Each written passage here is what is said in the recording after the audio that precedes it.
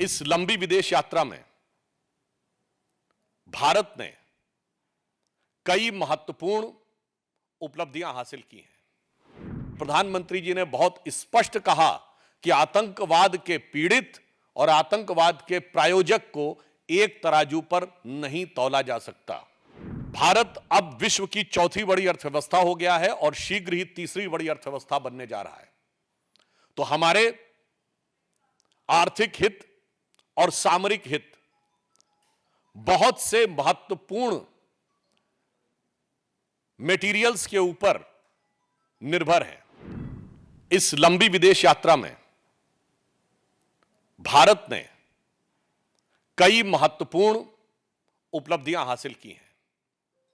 Number 1, आतंकवाद के विषय पर एक वैश्विक स्वीकार्यता प्रधानमंत्री जी के द्वारा अंतर्राष्ट्रीय मंच पर स्थापित हुई, जब ब्रिक्स शिखर सम्मेलन में आतंकवाद वाले विषय के ऊपर न सिर्फ सर्वसम्मति के साथ भारत के पक्ष का अनुमोदन हुआ, बल्कि प्रधानमंत्री जी ने बहुत स्पष्ट कहा कि आतंकवाद के पीड़ित और आतंकवाद के प्रायोजक को एक तराजू पर नहीं तौला जा सकता।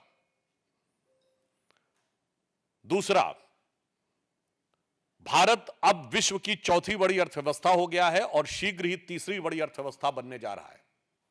तो हमारे आर्थिक हित और सामरिक हित बहुत से महत्वपूर्ण मेटीरियल्स के ऊपर निर्भर है, जिनमें rare earth metals, uranium, lithium, gold और डायमंड जैसे क्रिटिकल मटेरियल्स हैं। घाना और नामीबिया जैसे देश जो इस प्रकार के तत्वों की प्राकृतिक रूप से बड़ा संग्रह उनके पास है, उन देशों के साथ भारत का एग्रीमेंट होना न सिर्फ भारत को आत्मनिर्भर बनाता है, बल्कि क्रिटिकल रेयर अर्थ मटेरियल के लिए किसी एक देश पर अत्यधिक निर्भरता से मुक्ति भी दिलाता है। तो यह आर्थिक दृष्टि से भी भारत के लिए अत्यंत उपलब्धिपूर्ण यात्रा रही। तीसरा, भारतवंशी समुदाय यानी इंडियन डायस्पोरा आज पूरे विश्व में एक बहुत प्रभावी और सृजनात्मक भूमिका निभाने वाला समुदाय है। ट्रिनिडाद टोबैको और घाना जैसे देशों से जो भारतीय मूल के लोगों का संबंध घाना से लगभग शताब्दी पूर्व का है और ट्रिनिडाद एंड टोबैको से 180 साल पुराना संबंध है। आप सभी ने देखा कि ट्रिनिडाद की प्रधानमंत्री जो कमला विश्वेश्वर जी हैं, वो मूलतः बिहार के बक्सर की रहने वाली हैं। यानी एक प्रकार का कैसा सामाजिक और सांस्कृतिक संबंध भारत का इन देशों के साथ है, उसको एक नए आयाम तक पहुंचाना यह तीसरी बड़ी उपलब्धि है। So I want to say categorically, after this immensely successful tour of the countries, there are three main takeaways. Prime Minister has unequivocally and categorically established the matter of terrorism at the BRICS, and he has said that the perpetrators of the terror and the victims of terror cannot be equated. So this was our diplomatic success, and it was very important for the strategical point of view.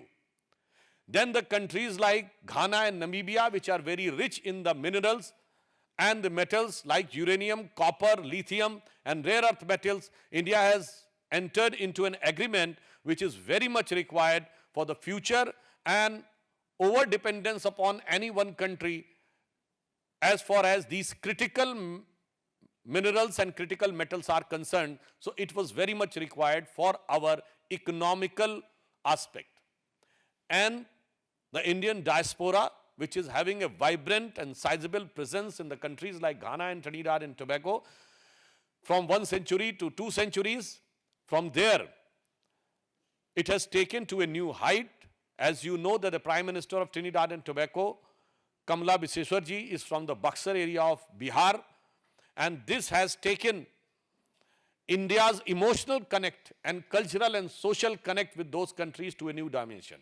So, strategically, economically, and culturally, this visit of Prime Minister has set up a new era in India's role at the international level with cooperation of the African and southern countries.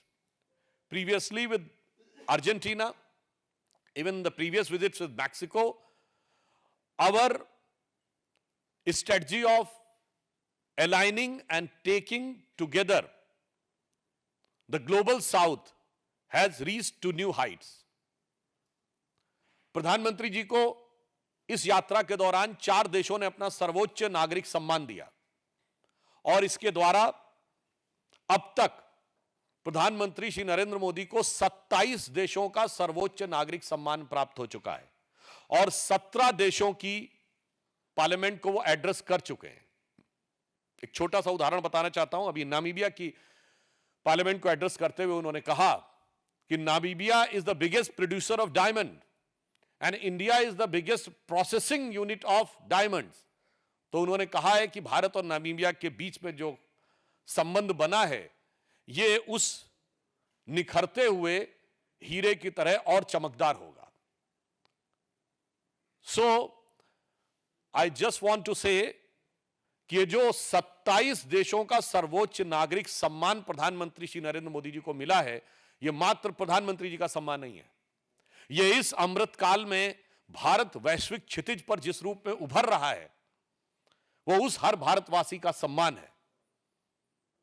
आप सभी जानते हैं कि भारतीय परंपरा में 27 नक्षत्र माने जाते हैं, तो मैं कह सकता हूं कि ये विश्व के आकाश पर जो प्रधानमंत्री श्री नरेंद्र मोदी जी को 27 सम्मान मिले हैं, ये विश्व के आकाश पर भारत की उभरती हुई शक्ति, भारत की उभरती हुई स्वीकार्यता के 27 ज्वाजल्यमान प्रतीकों की तरह है, जिसे अगर एक पंक्ति में मैं कहूं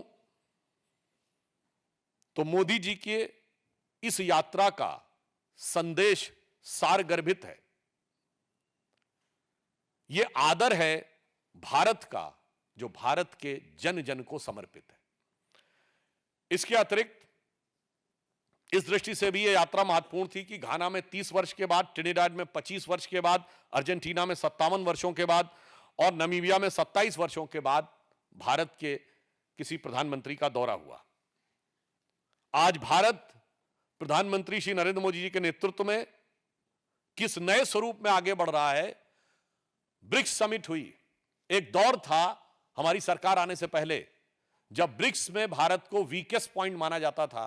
today India has become the brightest point in BRICS. हम विश्व के एकमात्र देश हैं जो ब्रिक्स के भी मेंबर हैं और क्वाड के भी मेंबर हैं। यह दर्शाता है कि प्रधानमंत्री श्री नरेंद्र मोदी जी के नेतृत्व में भारत की विदेश नीति अब एक नए युग में प्रवेश कर गई है।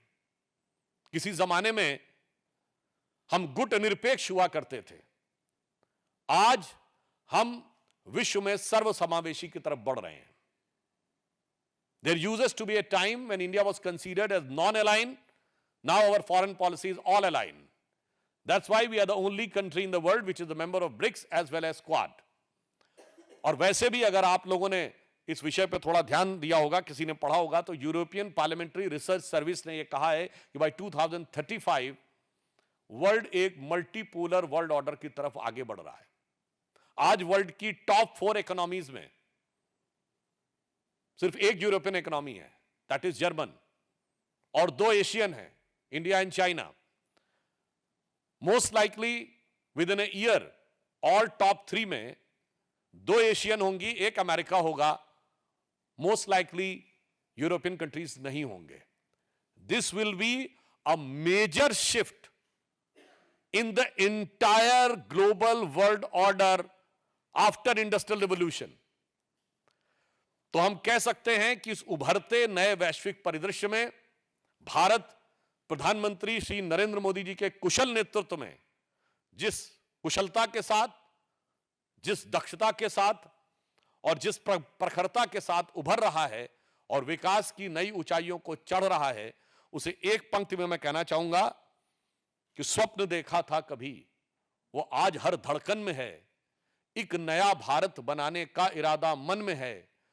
बढ़ रहे हैं हम प्रगति की ओर, जिस रफ्तार से कर रहा है विश्व भी हमको नमन उस पार से। धन्यवाद।